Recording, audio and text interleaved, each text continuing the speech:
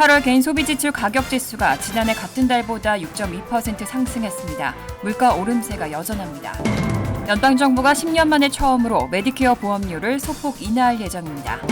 바이든 행정부가 민간업체 등으로부터 소송을 당할 우려 때문에 학자금 대출 탕감 대상을 축소했습니다. 뉴욕주가 2035년까지 휘발유 등 내연기관의 차량 판매를 금지합니다. 올해는 독감이 팬데믹 전처럼 매서울 것으로 예상되고 있습니다. 보건 전문가들이 백신 접종을 강조하고 있습니다. 이상은 이 시각 주요 뉴스입니다. 시청자 여러분 안녕하십니까? KBN 뉴스입니다. 근원 개인 소비지출 가격지수는 연준이 가장 선호하는 물가지수인데요. 8월 개인 소비지출 가격지수가 지난해 같은 달보다 6.2% 상승했습니다. 물가 오름세가 여전하다는 걸 의미하면서 인플레이션 장기화에 대한 우려는 더 커지고 있습니다. 오늘 상무부는 8월 개인 소비지출 가격지수가 지난해 같은 달보다 6.2%, 전월보다 0.3% 각각 상승했다고 밝혔습니다. 전년 동월 대비 상승률은 7월에 6.4%보다 소폭 감소했지만 전월 대비로는 7월 하락세 마이너스 0.1%에서 벗어나 두 달 만에 다시 상승 전환했습니다.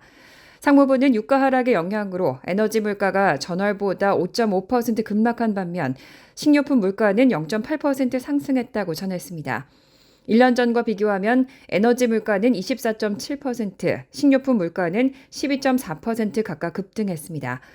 특히 변동성이 높은 에너지와 식료품을 제외한 근원 개인 소비지출 가격지수의 오름폭이 확대돼 인플레이션 장기화에 대한 우려를 키웠습니다. 근원 개인 소비지출 가격지수는 전년 동월보다 4.9%, 전월보다 0.6% 각각 올라 7월 상승폭 전년 동월 대비 4.7%, 전월 대비 0%를 웃돌았습니다. 전년 동월 대비, 전월 대비 상승폭 모두 다우존스가 집계한 전문가 전망치를 모두 상회한 겁니다.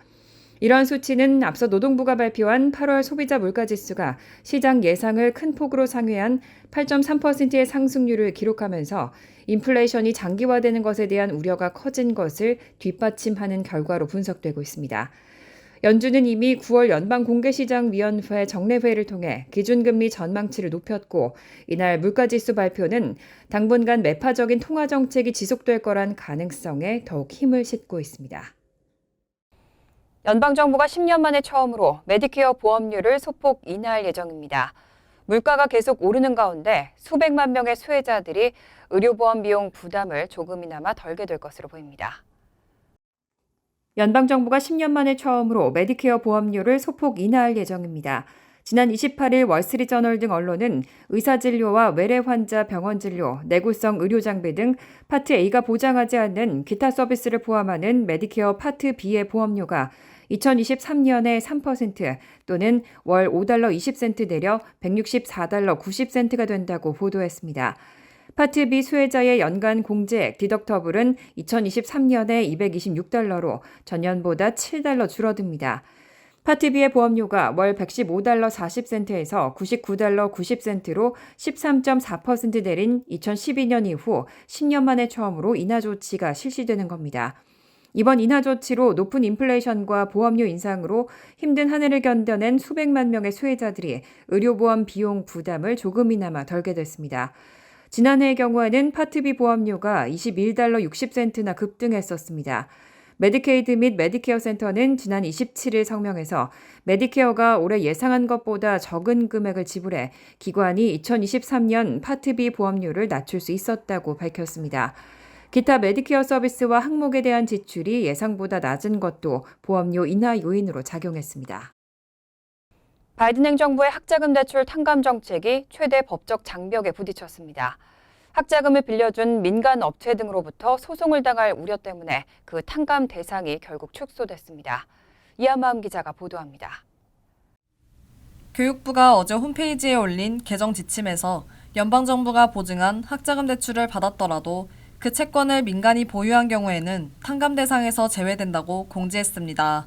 앞서 지난달 바이든 대통령은 소득액 $12만 5천 미만 소득자의 경우에는 1인당 최대 $2만 까지 학자금 채무를 면제한다고 발표한 바 있습니다. 하지만 이후 민간 대출업자와 대출 보증기관, 채권 투자자 등 사업적 이해관계가 걸린 이들이 반발하며 소송 가능성을 제기해왔습니다. 당초 행정부는 연방정부가 보증한 민간대출 프로그램을 통해 학자금을 빌린 경우에도 사설대출을 교육부 대출로 전환하는 채무통합 절차를 통해 빚을 탕감할 수 있다고 설명했는데 이를 뒤집은 겁니다. 가장 최근 통계에 따르면 지난 6월 30일 기준 연방 학자금 대출을 받은 미국인 4,500만 명 가운데 400만 명 이상의 채권은 사설업체가 들고 있습니다. 교육부는 이미 이 절차를 시작한 경우에는 채무를 면제받을 수 있지만 새로운 신청은 받지 않겠다고 밝혔습니다. 그동안 교육부는 관련 기업들이 정부를 상대로 소송하지 않는 대신 피해를 배상하는 방안을 두고 협상해왔지만 아직 해결책은 마련하지 못했습니다. 교육부는 민간대출 프로그램과 퍼킨스 대출 등 교육부와 기관이 보유한 학자금 대출을 탕감하는 다른 방법이 있는지 검토하고 있고 관련 내용을 사설 대출업체와 논의하고 있다고 밝혔습니다. KBN 뉴스 이한마음입니다. 상원이 연방정부 재정 지원을 위한 임시 예산안을 처리했습니다. 오늘 하원에서도 예산안이 통과되면서 11월 중간선거를 앞두고 연방정부의 셧다운은 면했습니다. 상원이 어제 연방정부의 임시지출 예산안을 찬성 72표 대 반대 25표로 통과시켰습니다. 조맨친 상원의원이 척 슈머 민주당 상원 원내대표와 협상하면서 물꼬를 튼 것으로 전해졌습니다. 뉴욕타임즈는 맨친 의원이 처음 포함을 주장했던 웨스트버지니아주의 에너지 허용 조치를 철회한 뒤 상원회에서 큰 반대 없이 예산안이 통과하게 됐다고 보도했습니다. 통과된 예산안은 하원으로 넘어갔고 하원 역시 오늘 본회의에서 임시 예산안을 처리했습니다. 예산안에는 우크라이나에 추가 120억 달러와 저소득 가정을 위한 난방에 10억 달러, 물 위기를 위해 2천만 달러, 재난에 10억 달러, 연방법원 보안에 1억 1,200만 달러를 지원하는 내용 등이 담겼습니다. 이 가운데 특히 우크라이나 원조 관련 법안은 베트남 전쟁 이후 약 반세기 만에 미국이 다른 나라에 약속한 군사 원조 중 가장 높은 액수가 될 것으로 전망됩니다. 미치 매코널 상원의원은 우크라이나 원조는 말 그대로 우리의 국가 안보와 동맹국 안보에 대한 투자라고 전했습니다. 다만 이번 예산안에는 바이든 행정부가 추진했던 코로나19와 원숭이 도창 관련 수십억 달러의 긴급 지원은 공화당의 반대로 제외됐습니다. 이번 주 30년 고정 모기지 금리는 평균 6.7%를 기록했습니다. 전주보다 0.4%포인트 또 오른 겁니다. 글로벌 금융위기 이후 최고치 기록을 또 갈아치웠습니다. 미 국책 모기지 업체 프레디맥이 이번 주 30년 고정 모기지 금리가 평균 6.7%로 전주 6.29%보다 0.4%포인트 이상 급등했다고 밝혔습니다. 지난해 같은 기간 3.01%의 2배를 훌쩍 뛰어넘는 수준으로 2007년 7월 이후 최고치입니다. 프레디맥의 수석 이코노미스트 샘 카터는 금융시장의 불확실성과 변동성이 모기지 금리에 중대하게 영향을 미치고 있다고 전했습니다. 이런 모기지 금리 급등은 연방준비제도의 공격적인 금리 인상의 여파 때문입니다. 연준은 최근 3연속 자이언트 스텝을 단행했고 향후 기준금리 전망치도 상향 조정하면서 높은 수준의 금리를 최소 내년까지 유지할 방침을 시사했습니다. 이후 시장의 장기금리 벤치마크로 활용되는 10년물 미 국채금리가 한때 4% 선을 돌파할 정도로 치솟은 것이 모기지 금리를 끌어올린 원동력이 됐다는 분석입니다. 또 이런 모기지 금리의 급등은 이미 식어가고 있는 미 주택시장에 더 강한 하방 압력을 가할 것으로 보입니다. 언론들은 금리 상승에 따른 이자 비용을 감당하기 어려워진 잠재적 매수자 가운데 다수가 매수를 포기하고 월세를 선택하고 있다고 전했습니다. 뉴욕주가 2035년까지 휘발유 등 내연기관의 차량 판매를 금지합니다. 이미 같은 조치를 발표한 캘리포니아주에 이어 두 번째입니다. 어제 민주당원인 캐시 호컬 주지사는 뉴욕주 환경보전부가 2035년까지 휘발유 등 내연기관 차량 판매를 금지하는 규정을 시행하도록 지시했다고 밝혔습니다. 관련 내용을 담은 법안은 올해 말까지 제출될 것으로 예정됩니다. 지난해 처음 해당 목표를 발표한 호컬 주지사는 캘리포니아주가 2035년까지 신차로 내연 차량 판매를 금지하는 자체 규정을 공식 승인할 때까지 뉴욕주는 기다려야 했다고 설명했습니다. 호컬 주지사는 기자회견에서 캘리포니아가 선행해야 할 연방 요구 사항이 있기 때문에 캘리포니아가 조치를 취하기를 기다려야 했다고 밝혔습니다. 1970년 대기청정법은 캘리포니아에 환경 규칙을 설정할 수 있는 권한을 부여했고 다른 주들은 이후에 채택할지 말지를 선택할 수 있도록 했습니다. 이에 캘리포니아는 지난해 미국에서 처음으로 2035년부터 신차로 내연 차량 판매를 금지하는 행정명령을 내렸습니다. 한편 이 규정은 자동차 제조사가 주에서 판매해야 하는 무탄소 배출 차량 비율에 대한 연간 목표치도 제공하고 있습니다. 2026년에는 35%에서 시작해 2030년까지 68%, 2035년까지 100%로 순차적으로 늘려나간다는 계획입니다. 호컬 주지사는 또 뉴욕주 도시들에 전기차 충전소를 건설할 것을 약속했습니다. 한편 바이든 대통령은 2030년까지 미국 자동차 판매량의 절반을 탄소 배출 제로로 전환하겠다고 밝힌 바 있습니다. 코로나 팬데믹 기간 동안에는 독감 시즌이 비교적 잠잠했습니다. 그런데 올해에는 독감이 팬데믹 전처럼 매서울 것으로 예상되고 있습니다. 보건 전문가들은 그 어느 때보다도 백신 접종을 강조하고 있습니다.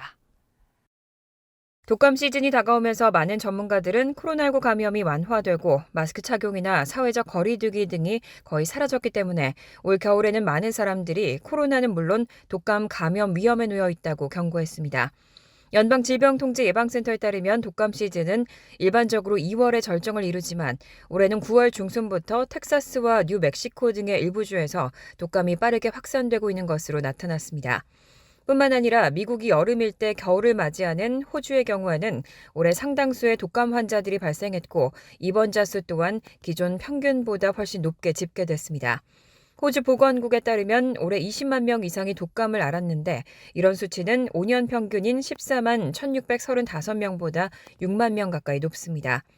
특히 지난해는 독감 백신을 접종한 아동 비율이 기존보다 낮아서 올해 플루 시즌이 더 위험한 것으로 예상되고 있습니다. 2021-2022 플루 시즌 영유아들의 독감 백신 접종률은 55%에 불과했습니다. 한편 전문가들은 코로나19와 독감이 동시에 유행하는 트윈데믹에 대비해야 한다고 강조했습니다. 전문가들은 오는 10월까지 영유아들이 독감 백신을 접종해야 한다고 강조했습니다. 카이저 펄머넌트의 데이빗 브론스타인 의사는 또 시중에 영유아를 위해 출시된 코로나19 백신은 독감 백신과 함께 접종할 수 있다며 두 주사는 부작용을 초래하지 않는다고 강조했습니다. 팰리세이즈팍 상공회의소가 해마다 주최하는 거리축제를 두고 시의회와 갈등을 빚고 있습니다. 지난 27일 타운 미팅에서 행사 승인이 미뤄졌는데요. 갑작스런 제동에 주최 측은 물론 상인들까지 반발하고 있습니다. 보도에 이한마음 기자입니다. 지난 27일 열린 팰리세이즈팍 타운 미팅에서 펠팍 상공회의소가 제출한 거리축제 개최건이 통과되지 못하면서 논란이 되고 있습니다. 이날 회의에서 폴김 시의원은 상공회의소가 뉴저지 주정부에 등록된 비영리 단체임을 증명하고 아울러 행사 기간 책임보험 가입을 요구하고 승인을 연기하자고 주장했습니다. 펠팍 상공회의소 정영민 회장은 1949년 창립된 펠팍 상공회의소는 비영리 단체이며 그동안 해마다 거리축제를 개최해왔지만 한 번도 보험 가입을 요구한 적이 없었다는 주장입니다. 그리고 보험은 제가 한 번도 2017년, 18년도에 4번에 걸친 저희가 블락파리까지 했는데 보험을 한 적이 없습니다. 그리고 그게 저한테 사실 이 일을 진행하는데 필수적인 요건이라고 말씀해 주신 전직 회장들이 아무도 안 계셨습니다. 타운 측의 갑작스런 요구에 상인들도 곤란한 입장입니다. 행사를 앞두고 이미 판매할 물건을 주문했고 행사가 미뤄지거나 취소될 경우 큰 피해를 보게 된다는 주장입니다. 이런 행사가 매년 봄가을에 열리니까 수개월 전부터 준비에 들어가서 모든 이제 잠깐 3일이지만 준비 기간은 상당히 길거든요. 그리고 요즘같이 어려운 상황에도 자금을 투입해서 준비를 하는데 상공회의소 측은 오는 월요일 타운 측이 요구하는 서류를 제출할 계획이라고 밝히고 행사 날짜가 임박한 만큼 조속한 통과를 촉구했습니다. 펠팍 거리축제는 오는 10월 20일과 21일 브로드 애비뉴 일원에서 개최될 예정입니다. KBN 뉴스 이한마음입니다. 부동산과 관련된 다양한 정보를 원스톱으로 얻을 수 있는 부동산 박람회가 뉴저지에서 개최되고 있습니다. 뉴저지 한인 부동산협회가 주최하는 부동산 박람회가 오늘과 내일 포트리 더블트리 호텔에서 개최됩니다. 부동산협회는 오늘 오후 협회 관계자들과 지역 정치인, 한인 단체장들이 참석한 가운데 개회식을 개최했습니다. 뉴저지 한인부동산협회 이창우 회장은 인사말을 통해 행사를 준비해준 관계자들에게 감사를 표하고 이번 행사를 통해 협회는 물론 동포사회 발전에 기여하는 시발점이 되기를 기대한다고 말했습니다. 오늘 이 행사가 성공적으로 잘 마쳐서 협회 회원뿐만 아니라 지역 경제와 동포사회 그리고 미주류 사회에도 인정받고 경제 발전에 기여하는 시발점이 되기를 기원합니다. 부동산 회사와 에이전트는 물론 은행과 모기지 회사, 인스펙션 등 부동산 관련 업체 32개가 참여한 박람회는 부동산 매매 방법부터 시장 동향, 시세와 모기지 승인 등에 대한 실질 정보를 세미나 및 전문가와의 1:1 상담을 통해 제공받을 수 있습니다. 협회는 행사장을 찾는 고객들을 위한 다양한 이벤트도 준비하고 있습니다. 추첨을 통해 한국 왕복 항공권과 대형 TV, 무선 청소기 등 다양한 경품을 제공합니다. 간추린 소식입니다. 필 머피 뉴저지 주지사는 27일 라디오 방송 인터뷰에서 총기 휴대 금지 구역 지정을 위한 법안이 2개월 안으로 주의회에 상정될 것이라고 밝혔습니다. 머피 주지사는 주의회에서 추진될 법안이 공공장소는 물론이고 소유주가 별도로 허용 여부를 명시하지 않는 한 사유지까지 총기 휴대 금지 구역으로 지정하는 내용이 될 것이라고 설명했습니다. 뉴욕시 의회는 어제 문신한 사람에 대한 차별을 금지하는 내용의 문신차별 금지 조례안을 상정하고 논의에 착수했습니다. 조례안은 고용주나 집주인, 공공서비스 제공자들은 취업, 임대차 계약, 공공서비스 이용 부문 등에서 문신을 한 사람에 대해 차별을 금지하도록 규정하고 있습니다. 문신은 인종과 성적 취향, 성별과 연령 등과 마찬가지로 행정법상 차별금지 범주에 포함되게 됩니다. 단시 인권위원회가 결정한 증오 및 혐오의 표현, 욕설 등 저속한 표현의 문신은 예외입니다. 오늘 12월부터 축소될 예정이었던 롱아일랜드 레일로드 포트 워싱턴 노선의 출퇴근 시간대 급행열차 운행이 현행대로 유지됩니다. 캐서린 리날디 롱아일랜드 레일로드 회장 대행은 12월부터 포트 워싱턴 노선의 급행열차 운행을 절반으로 축소하기로 했던 계획과 관련해 포트 워싱턴 통근객들의 요청에 따라 공청회를 거쳐 이런 결정을 내렸다고 어제 밝혔습니다. 롱아일랜드 레일로드 포트 워싱턴 노선은 현재 출퇴근 시간대 각각 6편의 급행열차를 운행하고 있고 세부 사항을 조정한 뒤 최종 운행 예정 스케줄을 올 가을 중 발표할 예정입니다. 뉴저지 턴파이크 교통공사 이사회는 지난 27일 가든스테이트 파크웨이와 뉴저지 턴파이크에 캐시리스 톨 설치를 위한 예산 9억 1,400만 달러를 승인했습니다. 교통공사는 캐시리스 톨 설치가 완료되는데 3년에서 4년 정도가 걸릴 것으로 예상했습니다. 따라서 2025년 또는 2026년 이후부터 이지패스를 이용한 전자결제 방식으로만 통행료 징수가 이뤄지게 됩니다. 이지패스 미장착 차량은 캐시리스 톨에 부착된 카메라가 자동차 번호판을 찍어 차량 소유주의 집으로 요금 고지서를 발송하는 방식으로 통행료를 내게 됩니다. 환율과 증권 소식입니다.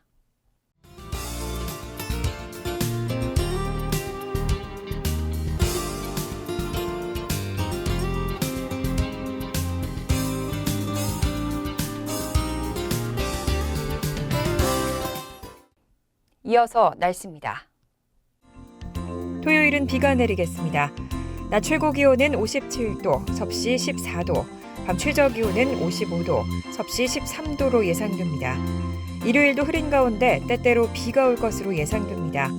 월요일은 지역적으로 화창하겠지만 아침과 늦은 밤 한때 소나기 가능성이 있습니다. 이상으로 KBN 뉴스를 마칩니다. KBN과 함께 즐거운 저녁 되시기 바랍니다.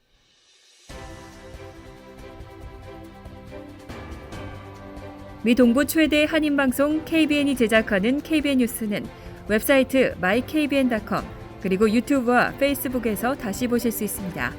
좋아요, 구독, 알림 설정은 뉴스 제작에 큰 도움이 됩니다.